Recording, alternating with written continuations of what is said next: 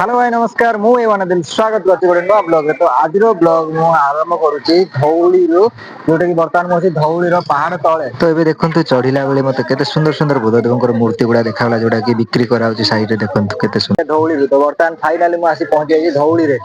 ये होଉଛି ସେଇଠି ଯୋଉଠି କି ଆପଣଙ୍କୁ ଶାନ୍ତି ସ୍ତୂପ ବା ଓଡିଶାର ସବୁଠୁ ପିସଫୁଲ ଜାଗା ଧଉଳି। ତ ଫାଇନାଲି ମୁଁ ଆସି ପହଞ୍ଚି ଯାଇଛି ଧଉଳି। ତ ଚାଲନ୍ତୁ ଦେଖଉଛି ଧଉଳି କେମିତି ଦେଖିବାକୁ। ତ ପୁରା ପାଖରେ ଦେଖନ୍ତୁ କେତେ ଭିଡ ହେଇଛନ୍ତି ଦେଖନ୍ତୁ। ପୁରା ଫ୍ରଣ୍ଟ ରେ ମୁଁ ଠିଆ ହେଇଛି ଫ୍ରଣ୍ଟ ରୁ ମୁଁ ଆପଣଙ୍କୁ ଧଉଳି ଦେଖଉଛି। ୱାଓ ଦେଖିବାକୁ ବି ବହୁତ ସୁନ୍ଦର ହ୍ୱାଇଟ ର ଚାଦର ତଳେ ପୁରା ଘୋଡେଇ ହେଇକି ଅଛି ଧଉଳି। ତ ବର୍ତ୍ତମାନ ଦେଖନ୍ତୁ ତା ସାମ୍ନାରେ ଗୋଟେ ମନ୍ଦିରଟେ ଅଛି। ତ ଚାଲନ୍ତୁ ମୁଁ ଏଇ ମନ୍ଦିରକୁ ଆଗ ଦେଖେଇ ଦଉଛି। ତ ବର୍ତ୍ତମାନ ଏଇଠି ଦେଖନ୍ତୁ ଫ୍ରଣ୍ଟ ରେ ଗୋଟେ ମନ୍ଦିର ଅଛି ଲୋକ କିଛି ଦର୍ଶନ କରିବାକୁ ଯାଉଛନ୍ତି। ତା ଫ୍ରଣ୍ଟ ରେ ଧଉଳି।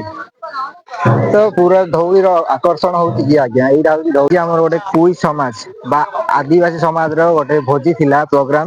ତ ମୁଁ ସେଇ ପ୍ରୋଗ୍ରାମ କୁ ଆସିଛି ଆମର ଏଇ ଧଉଳିର ପାହାଡ ତଳେ ହଉଛି ସେଇ ପ୍ରୋଗ୍ରାମ। ତ ସେଥିପାଇଁ ମୁଁ ଆସିଛି ତ ମୁଁ କହିଲି ଚାଲ ଟିକେ ଧଉଳି ବୁଲିକି ଆସିବା ପ୍ରୋଗ୍ରାମ ତ ଆସିଛି ଧଉଳି ଦେଖନ୍ତୁ କେତେ ଲୋକ ଦେଖୁଛନ୍ତି ପୁରା ଭିଡ ବହୁତ।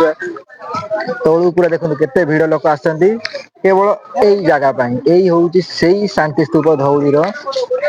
ତ ବର୍ତ୍ତମାନ ଦେଖନ୍ତୁ ତ ତାପରେ ଆମେ ଆମର ଭୋଜିକୁ ଯିବା। ତା ପୂର୍ବରୁ ମୁଁ କହିଲି ଚାଲ ଭୋଜି ଆମର ରୋଷେଇ ହଉଛି ତା ପୂର୍ବରୁ ମୁଁ କହିଲି ଚାଲ ଟିକେ ଧଉଳି ବୁଲିକି ଆସିବା।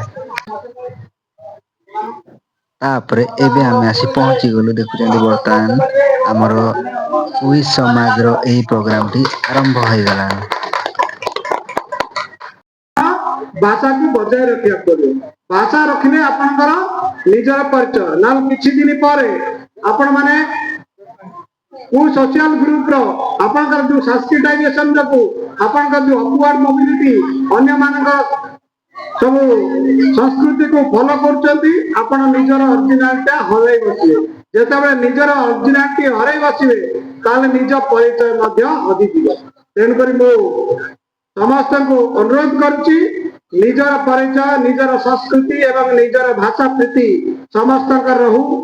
ଏଇଆ ମୁଁ କାମନା କରୁଛି ଯେମିତି ଓଡିଶାକୁ ଓଡିଆ ଭାଷା କରିବା ପାଇଁ ଯେମିତି 1936ରେ ସଂଘର୍ଷ କରିକି ଆମର ପୂର୍ବପୁରୁଷ ମାନେ ଓଡିଆ ଭାଷା ରଖିଲେ ସେମିତି କନ୍ଧମାଳ ଲୋକ ନିଜର ଭାଷା କୁଇ ଭାଷାକୁ ବଜାୟ ରଖିବା। କୁଇ ଗୋଟେ ଏଇଟା ସୋସିଆଲ ବଣ୍ଡେଜ ଗ୍ରୁପ। ଆପଣଙ୍କ ଲାଙ୍ଗୁଏଜ ଟା ଆପଣ ସମାଜକୁ ବନ୍ଧନ କରିକି ରଖିପାରିବେ।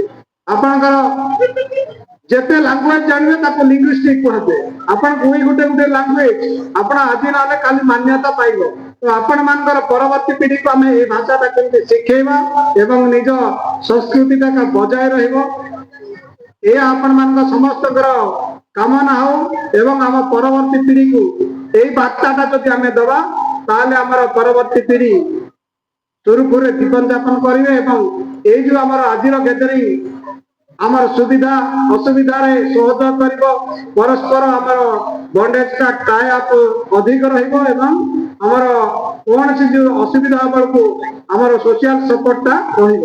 ଏଇଥିପାଇଁ ଆମର ଆଜି ଗେଦରିଂ। ତେଣୁକରି ତାର ଉଦ୍ଦେଶ୍ୟ ସାକାର କରିବା ପାଇଁ ପରବର୍ତ୍ତୀ ସମୟରେ ମଧ୍ୟ ଆମର ଗେଟ ଟୁଗେଦର ହଉ କୋର ଗ୍ରୁପରେ ହଉ ପ୍ଲସ୍ ସମସ୍ତଙ୍କୁ ସାମିଲ କରିବା ପାଇଁ ଆମେ ମଧ୍ୟ ପ୍ରୟାସ କରିବୁ।